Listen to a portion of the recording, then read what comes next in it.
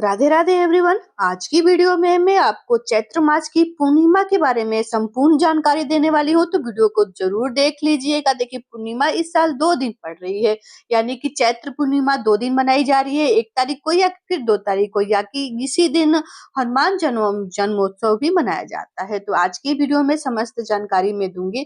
तो देखिए, जो भी भक्त जन है पूर्णिमा व्रत करना शुरू चाहते हैं तो उस दिन से यानी कि चैत्र पूर्णिमा से भी आप पूर्णिमा का व्रत कर सकते हैं, क्योंकि चैत्र पूर्णिमा बहुत बड़ी पूर्णिमा मानी जाती है और इस दिन हनुमान जी का जन्मोत्सव भी मनाया जाता है। देखिए, हनुमान जी का जन्मोत्सव मनाया जाता है। सबसे पहले बात करते हैं कि श्री हरि विष्णु जी के बाल स्वरूप की हमारे घर में पूजन किया जाता है। अगर लड्डू गोपाल की आपने सेवा लिया है तो उस दिन उनका भी विधि विधान से आप पूजन करके पूजा का पूर्ण फल प्राप्त कर सकते हैं। यहाँ पे लड्डू गोपाल मेरे सोए थे, उनको हमने जगा लिया है। तो देखिए, यहाँ पे हमने सादे जल ले लिया है। एक पात्र में हमने स्वास्तिक बना के यहाँ पे लड्डू गोपाल को यहाँ पे हम विराजमान करके उनका स्नान कराएंगे। देखिए, एकादशी हो या फिर पूर्णिमा हो या फिर अमावस्या हो, इन सभी तिथियों पे श्री हरि विष्णु जी के स्वरूप यानी बाल गोपाल को पंचामृत या फिर कच्चे दूध से स्नान कराया जाता है। अब हम बात कर लेते हैं कि चैत्र पूर्णिमा कब है। तो देखिए, पूर्णिमा तिथि जो शुरू हो रही है ना, वो 1 अप्रैल को सुबह में 7:06 पे और समाप्त हो रही है 2 अप्रैल को सुबह में 7:41 पे।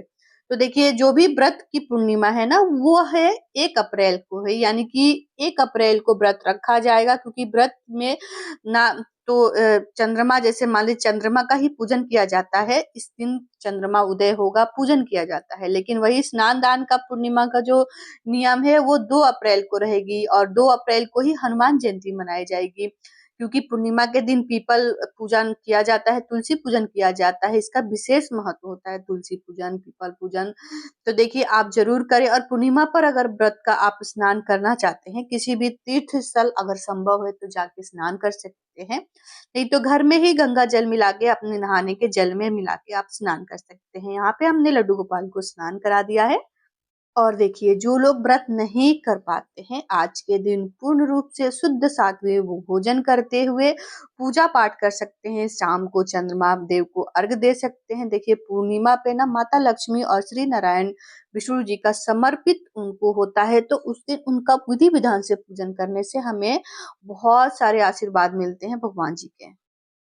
और इसी दिन से ना वैशाख स्नान दान का नियम भी आप चाहें तो ले सकते हैं, क्योंकि कार्तिक मास में जब हम स्नान दान नहीं कर पाते हैं तो उसमें दीपदान का भी विशेष महत्व होता है। तो बिल्कुल वैसे ही ठीक वैशाख के महीने में भी जल दान का विशेष महत्व है। तो जैसे पीपल, पक्षी, यानी कि जल आप जगह जगह दे सकते हैं। मंदिर में भी एक तरह से आप जल ले जाके, जैसे बोतल आते हैं पानी वगैरह, आप दान कर सकते हैं। देखिए, स्नान दान का वैशाख के महीने में भी बहुत नियम होते हैं।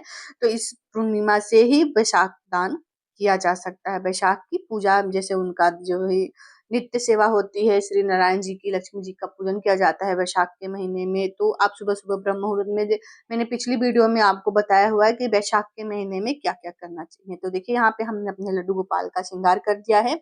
यहाँ पे जो कि पूर्णिमा है, तो पूर्णिमा पे हमें सफेद रंग के वस्त्र लड्डू गोपाल को पहनाने चाहिए या फिर सफेद से मिलते जुलते पहनने चाहिए। देखिए, हम सुहागिन महिलाएं हैं तो हम तो सफेद वस्त्र नहीं पहन सकते हैं।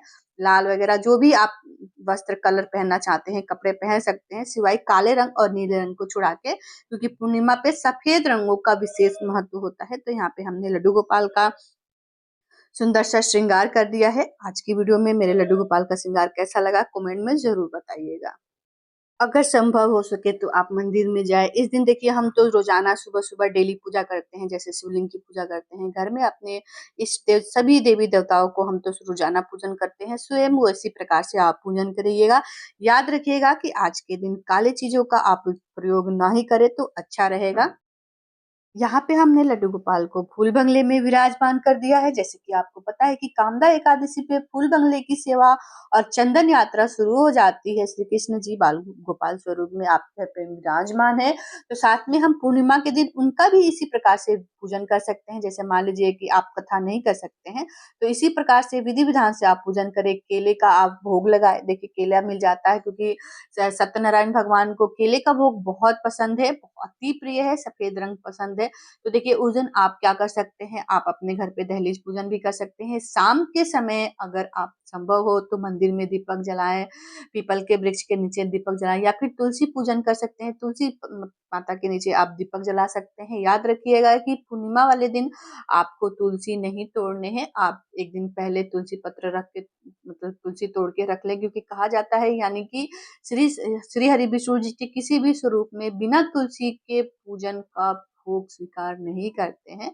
और जैसे कि पूर्णिमा पे तुलसी नहीं तोड़ी जाती है, कि वार के अनुसार यानी कि आज के दिन आप तुलसी पत्र तोड़ सकते हैं, क्योंकि आज सोमवार है और अच्छा दिन है, तो आप तुलसी पत्र तोड़ के रख ले, क्योंकि भोग प्रसाद आप स्वीकार नहीं करते हैं। और अब बात करते हैं कि शाम के समय आप, क्योंकि पूर्णिमा है तो खीर बनाई जाती है, आप सुबह में भी खीर बना सकते हैं। अगर संभव है तो शाम को खीर बनाए, चंद्रदेव को अर्घ दे, पति पत्नी मिलके आप पूजन कर सकते हैं, अर्घ दे सकते हैं। इस तरह से दाम्पत्य जीवन में बहुत ही खुशहाली भरी रहती है। यहाँ पे हमने लड्डू गोपाल को भोग समर्पित किया है। इस प्रकार से आप पूजन कर सकते हैं। अगर देखिए ये सारी चीजें आप पॉसिबल नहीं है, संभव नहीं है, तो सिर्फ लड्डू गोपाल की इस प्रकार से आप पूजन करिएगा, उनको दूध पंचामृत से स्नान करिएगा, सुबह सुबह पूजन करिएगा, मंदिर में जा सकते हैं।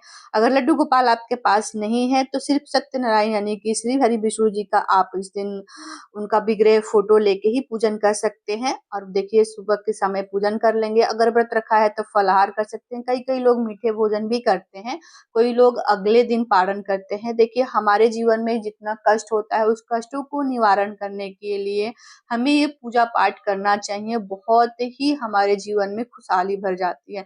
इन तिथियों पे पूजा पाठ करने से हमारे घर में अन्न धन सुख समृद्धि भरी रहती है।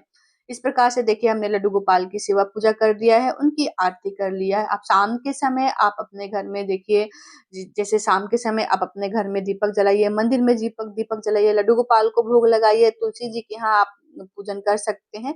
उसके बाद देखिए शाम के समय आपको क्या करना है, पूर्णिमा तिथि के अनुसार पूर्णिमा के दिन संध्या को चंद्र देवता को अर्घ जरूर देना चाहिए। आप एक जल में लोटा, जैसे कि चंद्रमा उदय होते हैं उस समय आपको गंगा जल डालना चाहिए, थोड़ा सा कच्चा दूध डालना चाहिए, अक्षत डालना चाहिए, पुष्प धूप दीप दिखा के उनका आपको पूजन कर लेना है। पूजा करने के बाद जो भी आपने लोटे में जल, दूध, अक्षत, पुष्प रखा था, गंगा जल, वो आप चंद्रदेव को अर्घ दे के अपने मतलब पूजा को संपन्न करिए। और सुबह के समय देखिए पितरों का तर्पण किया जाता है, तो आप एक लोटे में जल भर के पूर्व दिशा में जल दे और एक दूसरा लोटा लेके आप दक्षिण दिशा में मुख करके जल दे। इस तरह से आपका पितरों का भी तर्पण हो जाता है। इस प्रकार से देखिए आपके साथ मैंने वीडियो शेयर किया है। वीडियो अच्छा लगा तो लाइक शेयर और कमेंट जरूर करिए। मिलती हूँ दूसरी वीडियो में। राधे राधे।